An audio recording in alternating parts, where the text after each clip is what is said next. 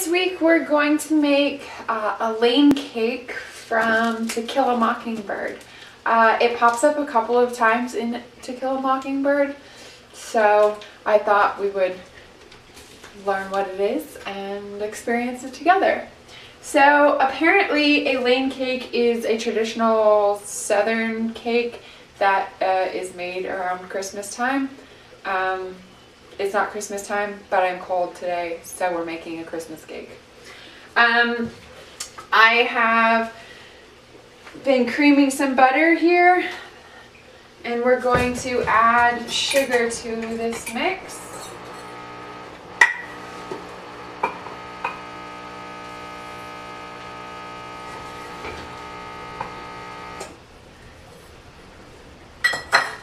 There's a lot of weird noises happening around my house today, so please bear with if anything seems a little bit strange. Okay, so I creamed my butter. Now I'm going to put some vanilla in it. So I found this recipe on the PBS website, and I guess it's the recipe that Harper Lee used. So I thought that was even more appropriate and fitting for this program.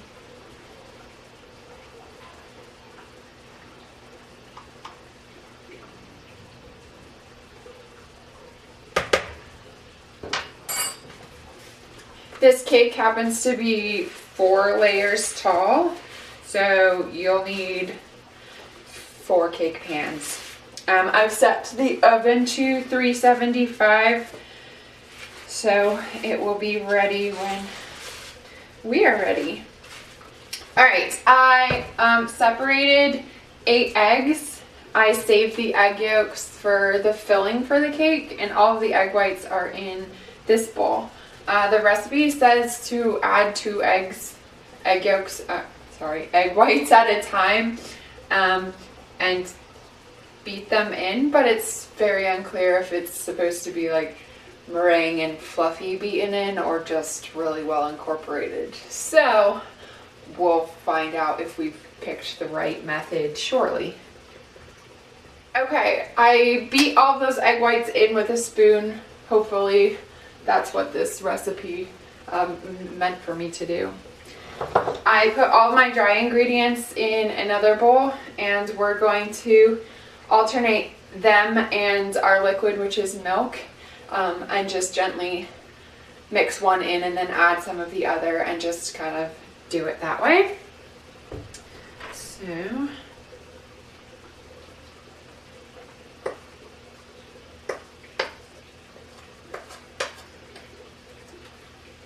the recipe says you should start with the dry and end with dry, so just kind of gauge how you're going to make that happen.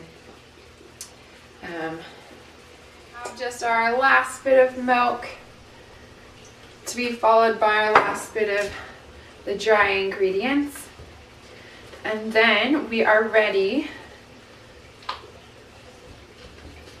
to put this in the pans.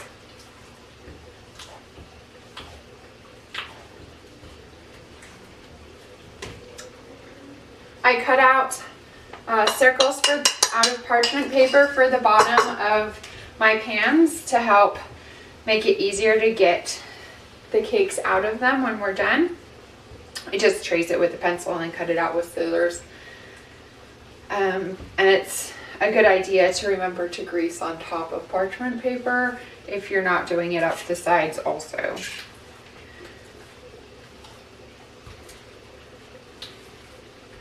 So this is done, and now I'm going to get our cake pans.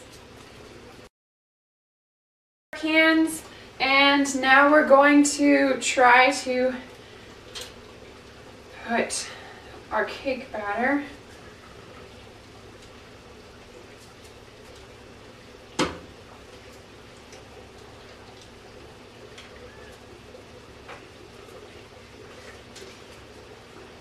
if you wanted to be really accurate and perfect about this, you would get out your scale and measure. But I don't feel like doing that because it's probably only going to be me eating this cake.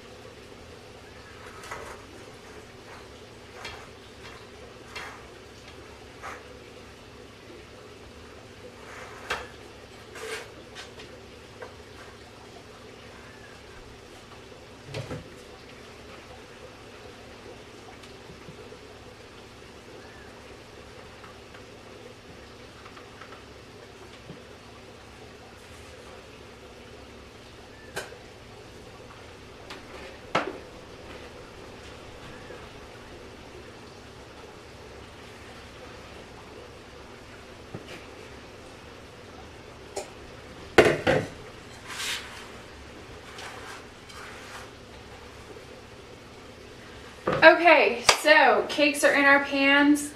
With this kind of cake, I think it's usually a good idea just to tap it, each pan a couple times. That way you get any gross air bubbles out. And then they are ready to go in the oven.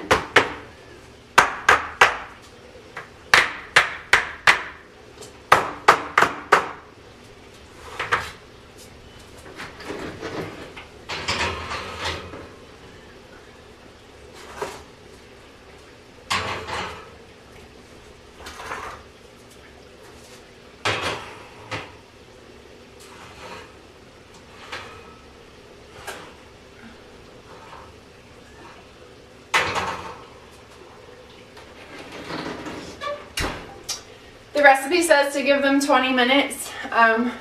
We'll see because my oven is super crowded now with 4 pans. And I'm also, towards the end of the bake, going to switch up which pans are located in which parts of the oven to try to get a more even bake. So, let's see what the cakes are looking like in 20 minutes. Okay, so I've been taking these out at different times because they've been done at different times. Again, every oven is different, so just keep that in mind. And here is my last one. The recipe, in its unique way, says a cake is done when it pulls away from the edges, and I think that is a really good way of telling when cakes are often done. It also usually has a nice, like, sort of springy feeling if you touch it. Or of course, stick a toothpick or a knife in and see if the batter sticks to it or not. These need to be cooled all the way until all the way in order for us to fill and frost them. So we're gonna let them get chilling and work on our filling. Okay, I cooled all of our cakes, wrapped them up in plastic, and put them in the refrigerator to help them really chill. So we're going to make our filling for the Lane cake. It is a custard with raisins and brandy in it. So we'll see how this goes. I have all of the old egg yolks that we didn't use for our cake, and they're in a saucepan. Okay, now we're going to add in some butter.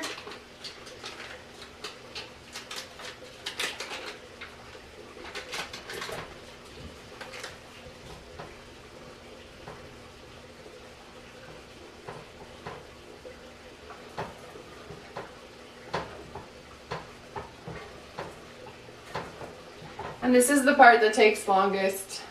Now we just wait until everything gets nice and thick, which gives me an opportunity to talk about To Kill a Mockingbird. It's another one of those books that a lot of people have read for school in some sort of American literature class or overlook.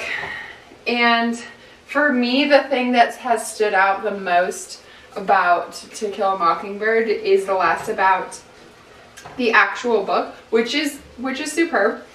But I read it in middle school, and after we read it, the entire middle school that was reading it and some of the other surrounding schools all got bussed out to the Chemo Theater, where we got to watch Gregory Peck's Atticus Finch on the screen, and it was just a really magical experience getting to be in that old-timey theater, watching a black and white film, one that we had just read and understood, or as much as middle schoolers can, a lot of the stuff that was going on, and it was just really an exceptional experience. And I haven't necessarily had the heart to reread To Kill a Mockingbird since then because of that. But this program made me realize that no, I needed to reread a lot of the classics and see it from an adult perspective and a library perspective rather than just what I had seen in the past.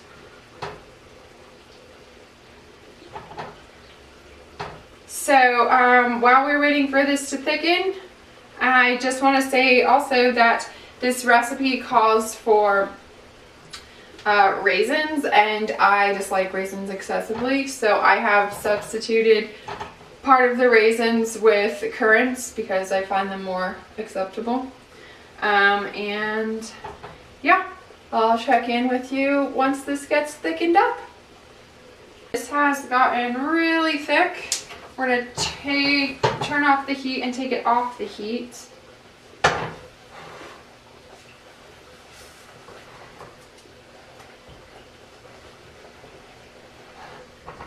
And now we're going to add vanilla.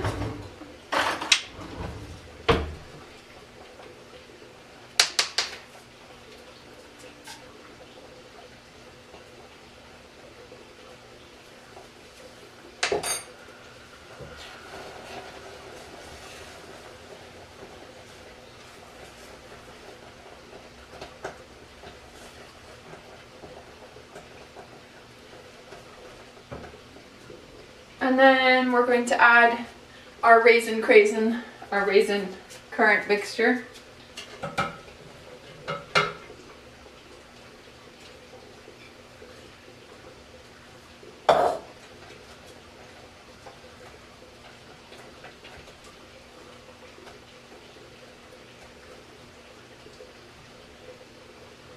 And then lastly, we're adding some brandy. The recipe says anywhere from 1 cup to 3 cups, so use what you like, use what you think is right.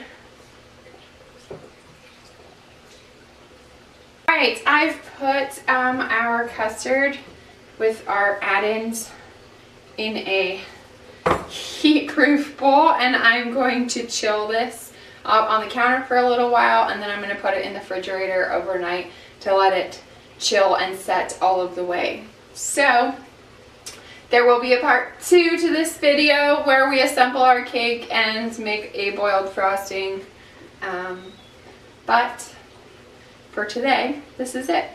To Kill a Mockingbird. I hope you've read it. It's definitely American standard. Yeah. Hope you enjoyed today's episode. See you next time.